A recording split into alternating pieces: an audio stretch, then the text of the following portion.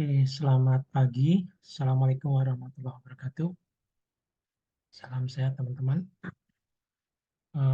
Hari ini kita akan bicara mengenai konteks kejahatan lingkungan dari perspektif hukum nasional kita. Berarti ketika membicarakan hukum nasional, kita membicarakan perspektif Undang-Undang Nomor 32 Tahun 2009 tentang perlindungan dan pengelolaan lingkungan hidup, gitu ya.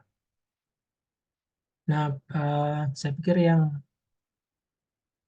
perlu sebagai refreshing karena sebelumnya saya pikir sudah disinggungkan, kita membicarakan aspek atau arti kata dari kejahatan itu sendiri. Karena menarik, inilah yang kemudian kita ambil gitu ya, kejahatan lingkungan. Kenapa tidak pidana seperti itu? Pada dasarnya ketika kita bicarakan kejahatan, dia sinonim terhadap crime, kan gitu. Ketika bicarakan crime, sinonimnya adalah masalah tindak pidana. Sehingga sebenarnya sama. Dalam konteks tersebut, maka secara umum yang bisa kita pahami yang namanya kejahatan ya suatu tindakan perbuatan yang memang melanggar suatu ketentuan atau suatu norma yang sudah diatur ya ditentukan oleh pemerintah. Dalam poin ini ketika kita bicarakan konteks eh, melanggar ketentuan berarti memang ini melanggar suatu aturan hukum publik, simpelnya seperti itu. Ada ketentuan hukum publik yang sudah ditetapkan oleh pemerintah, terus kemudian tindakan tersebut tindakan yang ilegal, ya, bertentangan dengan hukum, dan sekaligus melanggar norma-norma tersebut. Nah, itu inti dari uh, kejahatan yang identik dengan crime maupun identik dengan tidak pidana. Pada posisinya sama. Mau nanti teman-teman cari definisi dari siapapun, pada dasarnya sama gitu ya. Mau apa? Saya pikir sudah banyak definisi definisi terkait dengan kejahatan pidana yang disampaikan sebelumnya. Nah,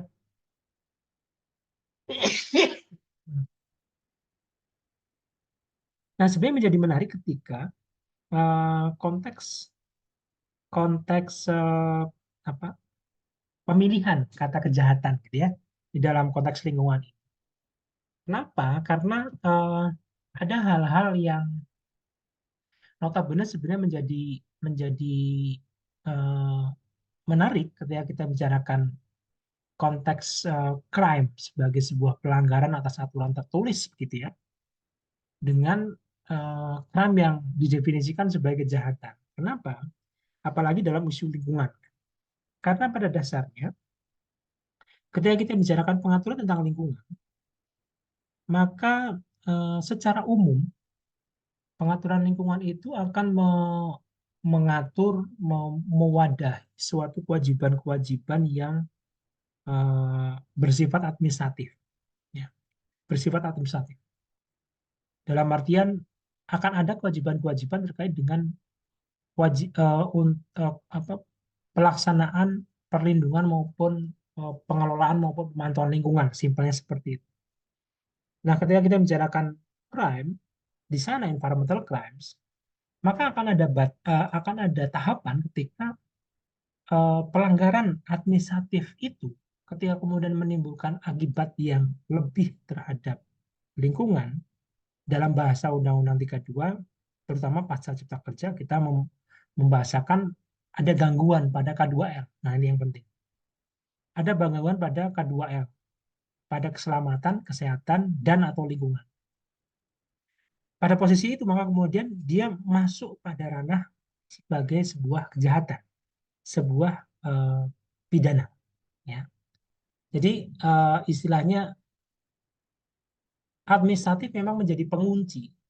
Ada beberapa kegiatan yang diposisikan sebagai administrative based environmental crime, administrative based criminal law seperti itu ya, atau administrative based crime. Kejahatan yang memang berbasis pada suatu pelanggaran administrasi dulu. Nah, dalam konteks ini secara umum nanti kita singgungkan lebih detail gitu ya.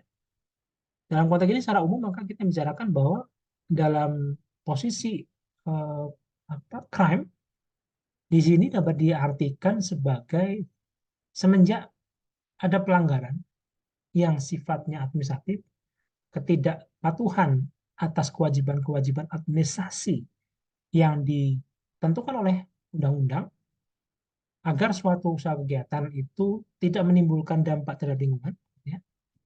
Dan kemudian ada dampak lebihnya, utamanya ketika kalau kita bicarakan pada tataran undang-undang PPLH gitu ya, kita bicarakan, maka di sana ada batasan ketika dia menimbulkan ancaman kerugian terhadap keselamatan, kesehatan, dan lingkungan. Nah, itu menjadi menarik ya, seperti itu. Sehingga memang dalam konteks ini eh, kita tidak bisa lagi melepaskan suatu kejahatan lingkungan dengan pelanggaran dan sekaligus kewajiban dikaitkan dengan administrasi lingkungan. Itu yang pertama, yang penting. Ya. Meskipun juga yang kedua, pilihan kata kejahatan lingkungan itu sengaja diambil untuk menggarisbawahi bahwa dalam beberapa isu, dalam beberapa isu, kejahatan lingkungan, maaf saya koreksi, tindak pidana terhadap lingkungan itu memiliki tingkat kerugian dan atau ancaman bahaya yang signifikan terhadap masyarakat luas dan atau lingkungan, kan gitu.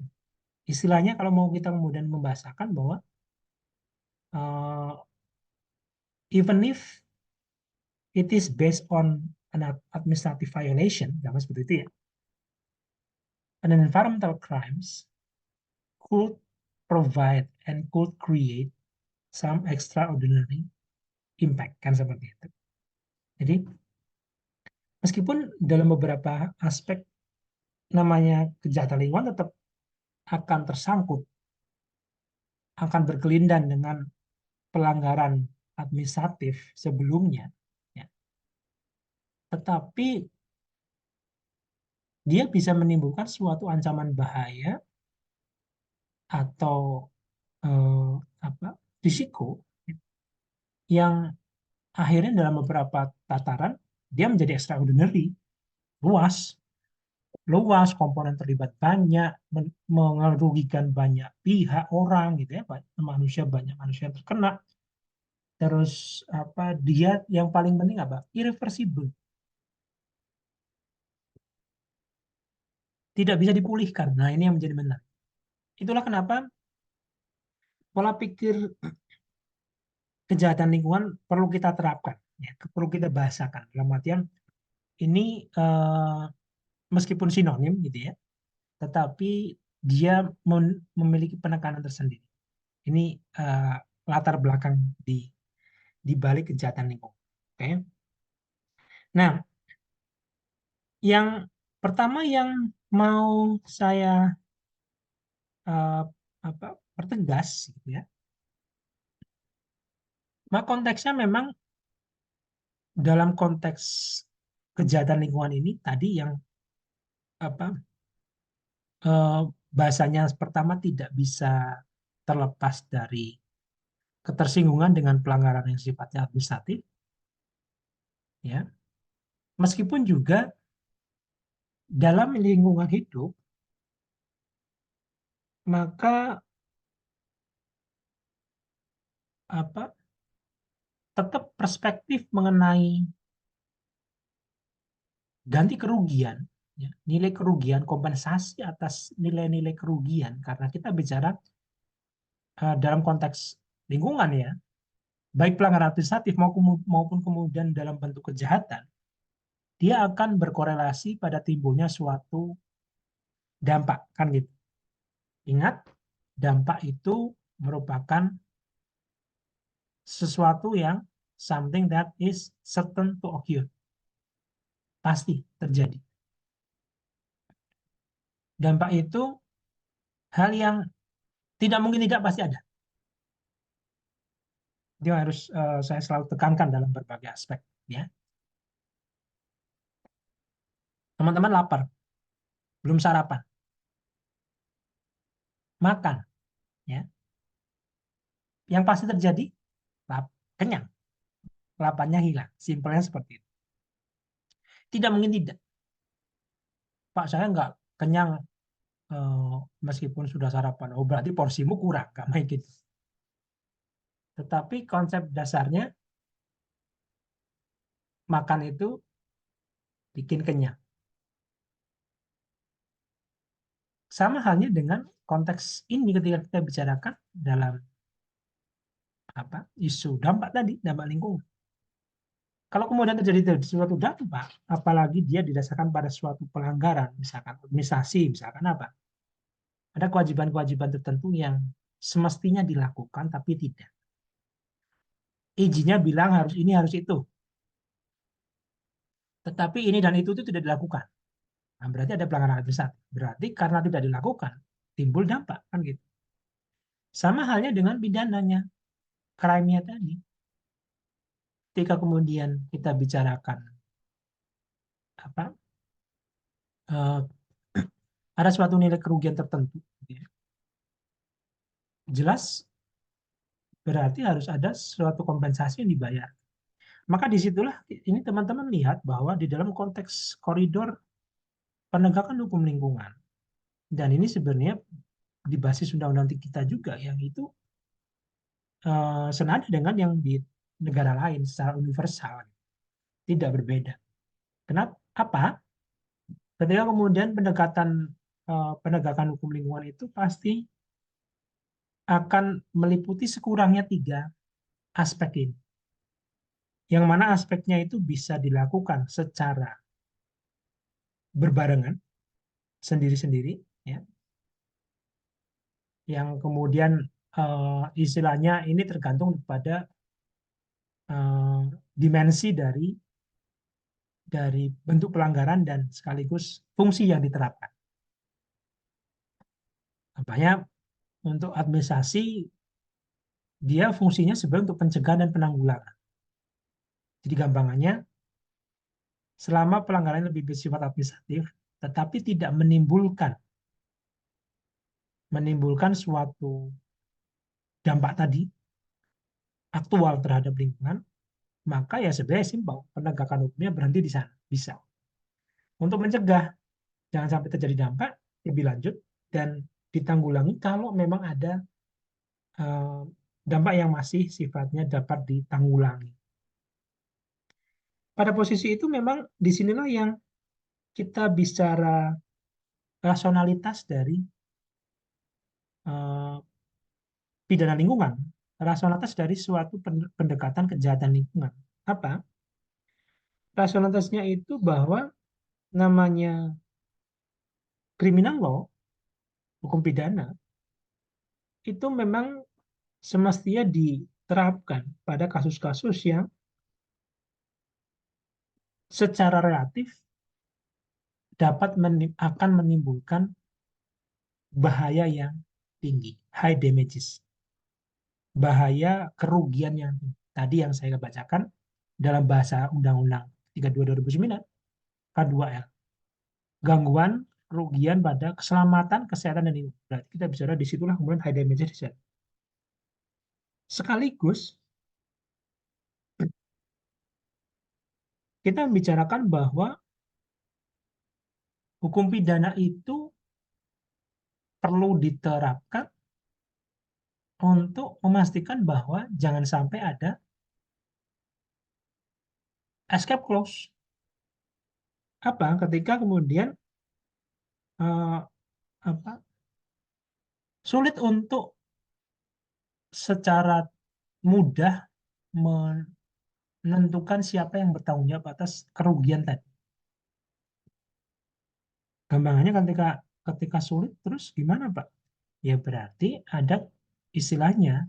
Kenapa kemudian environmental crimes, kejahatan lingkungan itu dalam beberapa eh, dalam pendekatan teori lingkungan, teori ekonomi lingkungan gitu ya, yang diutamakan justru pendekatan yang dia bisa memaksimalkan aspek preventif, ya, sekaligus memaksimalkan penjagaan. Ya, jadi gampangnya penanggulangannya sekaligus pencegahannya.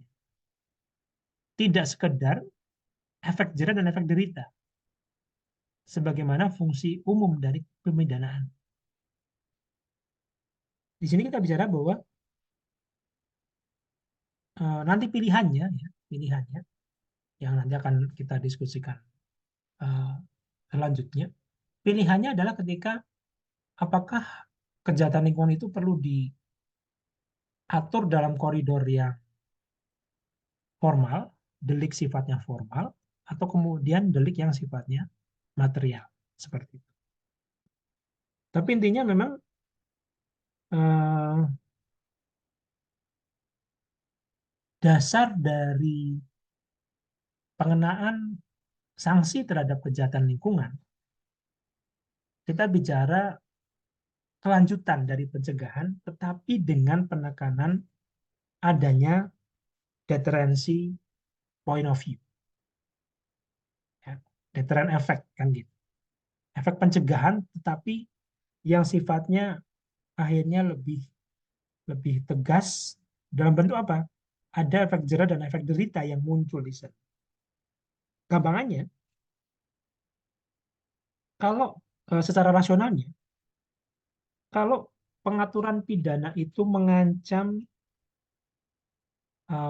potential polluters, uh, pencemar potensial, ya kita bicarakan aktivitas usaha kegiatan yang memiliki risiko tinggi misalkan gitu ya, menggunakan B3, menghasilkan limbah B3 misalkan. Terus kemudian kita mengancamnya dengan tegas bahwa kalau sampai B3 itu tidak dikelola dan akhirnya menimbulkan pencemaran dan atau kerusakan pada lingkungan, kayak gitu ya. Terus kemudian ancamannya langsung pada pidana yang signifikan. Atau sekaligus pidana denda kan bisa ya, pidana kurungan dan juga pidana denda. Pidana denda yang sekaligus ekstrim high seperti itu, high fine, yang kemudian orang akan berpikir bahwa oh ya saya perlu hati-hati nih, mencegah jangan sampai terjadi itu. Gampangnya gitu. Makanya kemudian tadi ada pelanggaran administratif, terus apa? Dilihat dulu, oh pelanggaran administratifnya masih bisa diatasi, masih bisa ya gampangannya apa? Dicegah lagi lah. Tidak ada K2L tadi, keselamatan kesehatan lingkungan, tidak ada gangguan di sana. Oke, selesai kan gitu. Oke lah, Anda masih boleh lah, masih tak biarkan nih. Tindakan administratif pun masih boleh. Tetapi ketika pada satu sisi kemudian dia sudah menimbulkan apa tadi suatu eh, suatu bahaya yang nyata gitu ya, yang tinggi, makanya sudah berarti ada akan ada sanksi, pengenaan sanksi, ancaman sanksi. Memang orang akan berpikir bahwa oh iya nih, saya kemarin salah nih.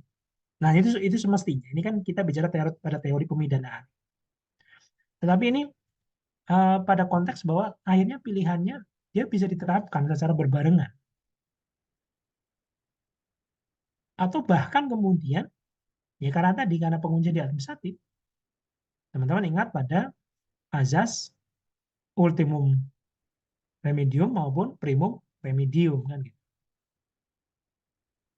Pada posisi itu lihat dulu administrative based criminal sanction itu yang sebenarnya kita bahasakan sebagai ultimum remedium. Pidana sebagai sanksi final, sanksi lanjutan.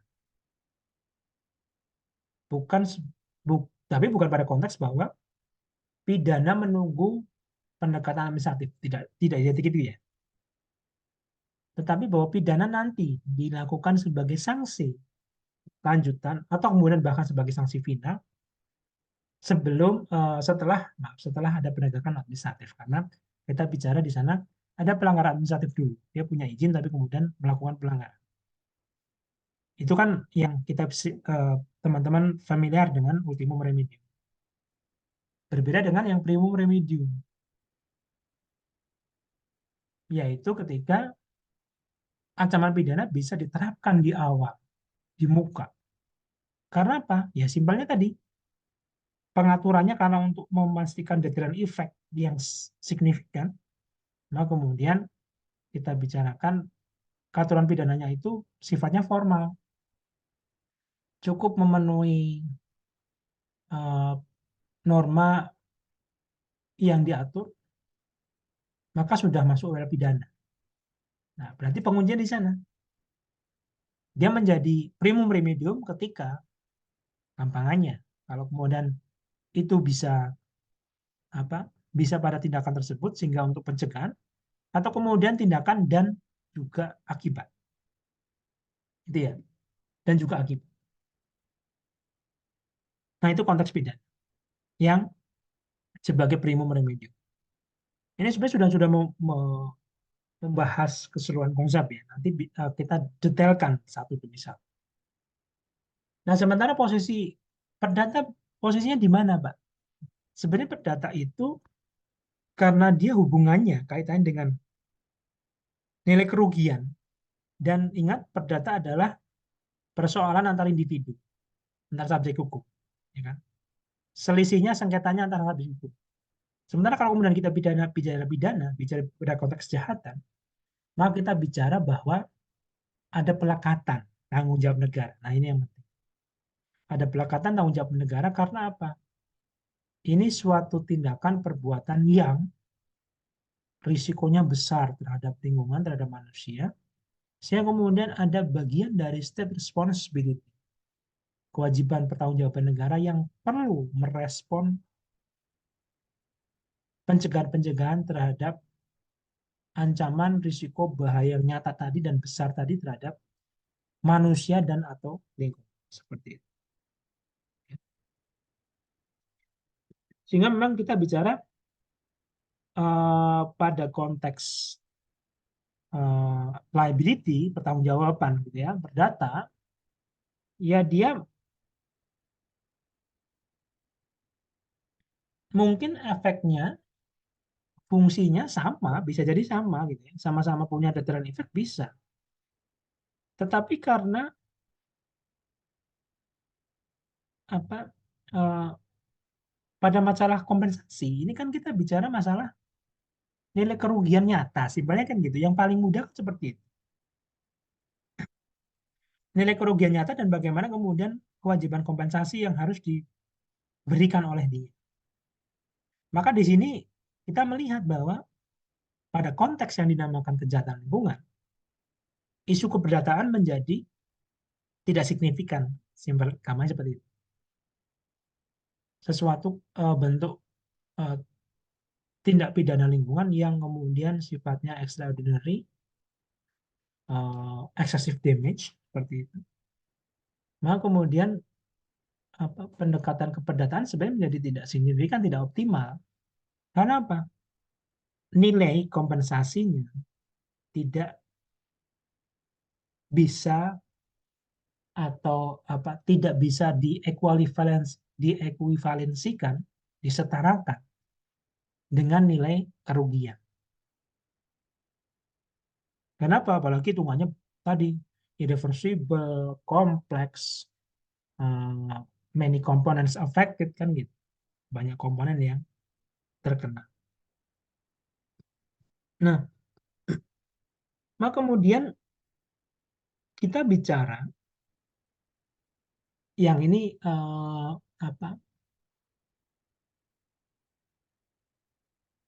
Perlu teman-teman nanti pelajari lebih lanjut gitu ya. Nanti saya berikan penugasan untuk penambahan ya. Untuk mengetahui bagaimana kemudian signifikansi. Pengaturan tersendiri dalam sudut pandang kejahatan lingkungan tadi. Dan bagaimana pengaturan itu semestinya bisa dievaluasikan dengan ya istilahnya yang sebenarnya perlu kita diskusikan dalam konteks kejahatan lingkungan itu punitive damage ya. Mungkin sudah disinggung sebelum. Jadi ketika kemudian ada nilai-nilai kerugian yang sifatnya harus bisa disetarakan dengan punishment-nya.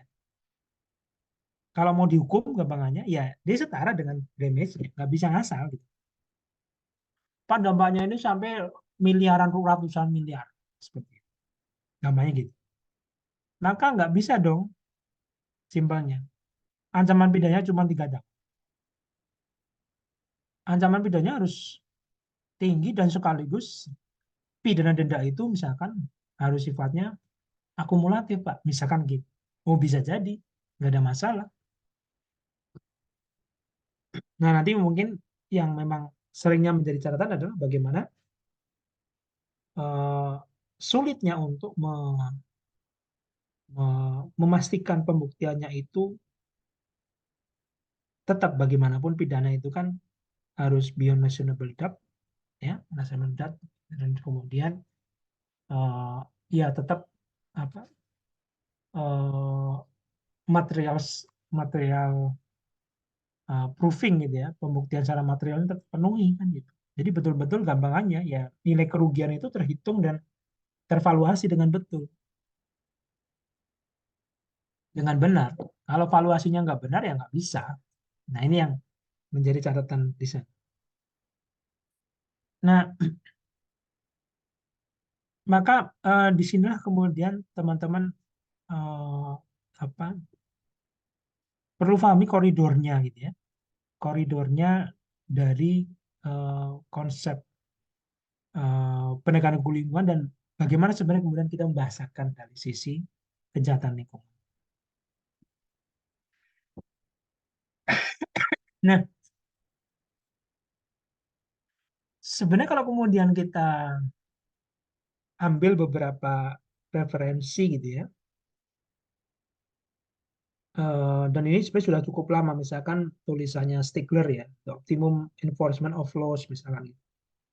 Dia memposisikan bahwa yang namanya apa suatu bentuk kejahatan sekurangnya ya, dalam isu lingkungan itu memang bisa macam-macam, tapi sekurangnya yang paling kelihatan itu ketika kemudian kita membahasakan bahwa sekurangnya kejahatan-kejahatan yang teridentifikasi dia memiliki keterkaitan langsung dengan lingkungan, maka kita bicarakan misalkan kejahatan yang didasarkan pada pencemaran, pollution crimes, terus kejahatan yang didasarkan pada apa, eh, hal ihwal sektor kehutanan.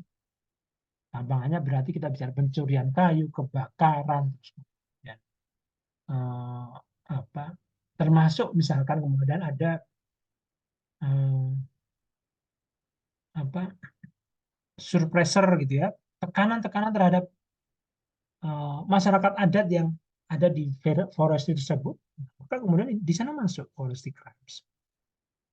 Kemudian karena ada bagian tersendiri dari forestry, kemudian kita bicarakan masalah berarti ada ada zoning tertentu, ada peruntukan tertentu kan gitu untuk kehutanan. Maka berarti ada yang bukan untuk peruntukan itu, pemanfaatan itu. Maka kita kemudian bawa wildlife crimes masuk tersendiri.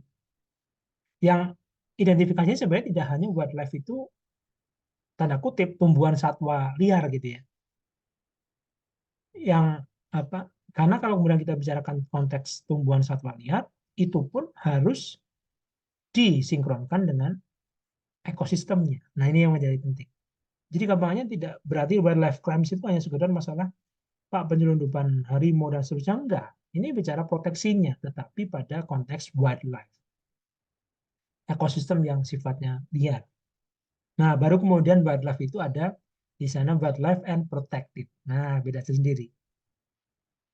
Tetapi ini masuk pada ranah crimes yang tersendiri. Baru kemudian Ada yang karena sifatnya di perairan, maka kita membicarakan fisheries crimes.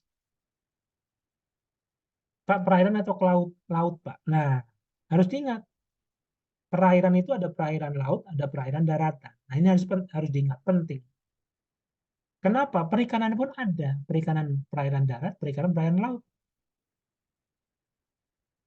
Konteksnya ketika dibicarakan fisheries memang keseluruhannya.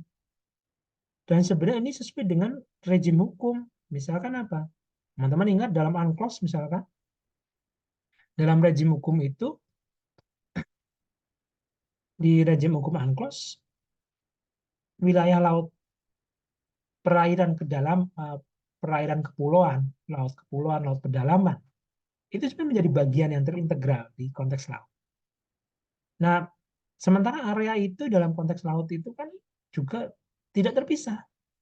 Sehingga ketika dia ada muara, muara itu berhubungan dengan sungai-sungai, maka sebenarnya konteks air itu masih melekat di sana. Sehingga fisheries crime itu harus dipersepsikan bukan hanya sekedar illegal fishing di laut. Enggak. Illegal fishing pun bisa terjadi di darat. Kenapa?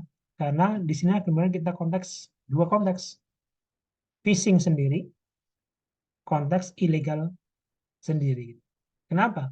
Ilegal itu dibahasakan secara konteks internasional itu bukan cuma ilegal, tetapi illegal, unreported, unregulated. Fishing. Nah, fishing berarti kan tadi di banyak apa, lingkup ekosistem. Ilegal berarti dia bertentangan dengan hukum. Unreported berarti dia tidak dilaporkan kepada otoritas. Unregulated itu tidak diatur, tidak ada pengaturannya, tapi dilakukan saja gitu ya. Dalam artian seharusnya gini-gini, nah gitu. Tapi kemudian dia ini itu, ini yang kemudian bermasalah.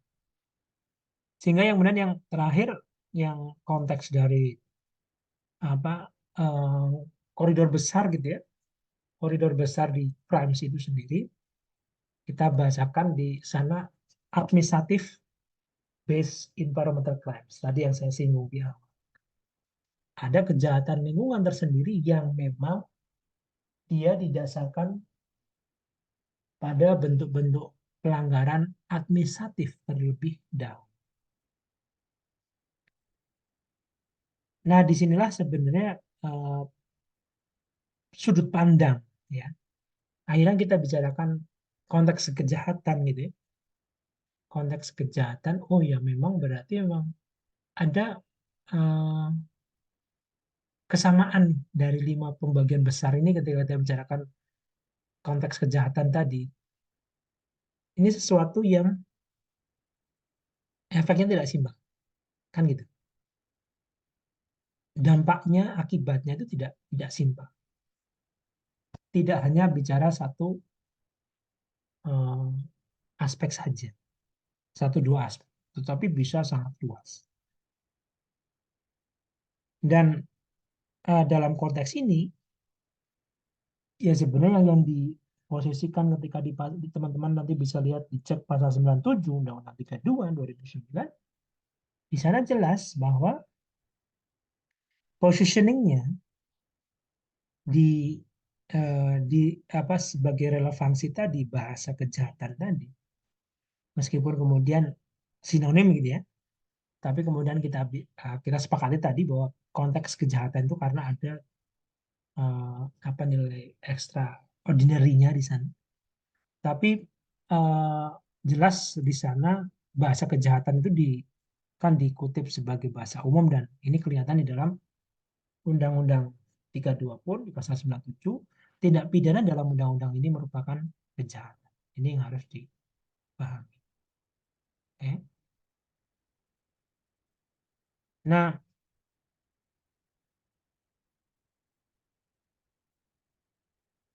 saya pikir itu dulu yang eh, apa yang harus teman-teman apa berikan penegasan ya sekaligus sebagai pengantar disitulah sebenarnya narasi bahwa apa konsep kejahatan lingkungan dalam dalam undang-undang kita pun nasional itu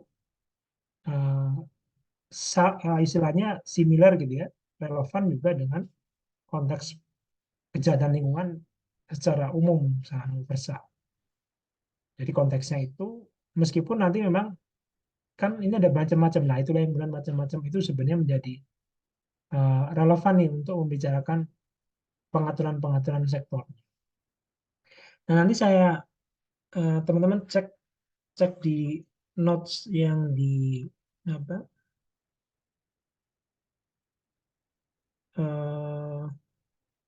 notes yang di di semester ya. Ini sebagai pengantar nanti saya pastikan kelanjutan sekurangnya ada untuk pengganti dua isu satu pertemuan yang kemarin nanti ada sekurangnya ada saya bikin pendek-pendek ya kalau rekaman biar tidak tidak terlalu bosan mendengarkan. Ada pendek-pendek sekurangnya dua atau tiga baru kemudian nanti yang aspek teknologi kemudian kita buka tersendiri. Begitu teman-teman. Terima kasih. Selamat pagi. Assalamualaikum warahmatullahi wabarakatuh.